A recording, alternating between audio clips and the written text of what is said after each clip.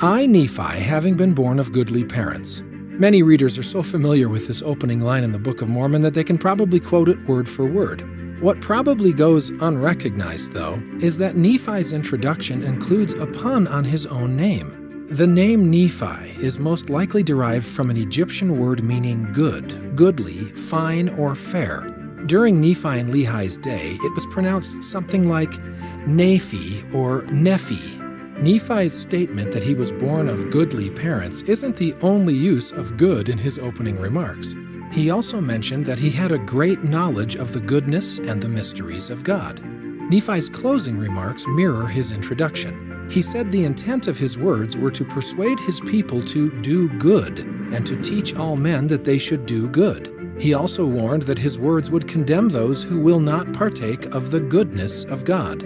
The repetition of good-related terms at the beginning and end of Nephi's record provides evidence that a pun was intended. The case is strengthened even further by the fact that other Book of Mormon authors picked up on Nephi's clever introduction and mimicked his use of wordplay in their own opening statements. The fact that the Nephites were often referred to as a fair people is also notable, considering that the Egyptian word behind Nephi's name can mean fair as well as good. Finally, Nephi's statement that he was using the Egyptian language to write his record makes the possibility of an Egyptian wordplay especially inviting. It should be remembered, though, that Joseph Smith didn't study Hebrew until years after he translated the Book of Mormon, and he never gained any formal training in the Egyptian language.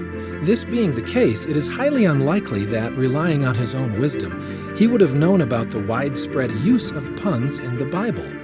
Nor would he have known that Nephi could be appropriately linked to an Egyptian word which means good. Nephi's good introduction therefore provides good evidence that Joseph Smith was truly a prophet of God.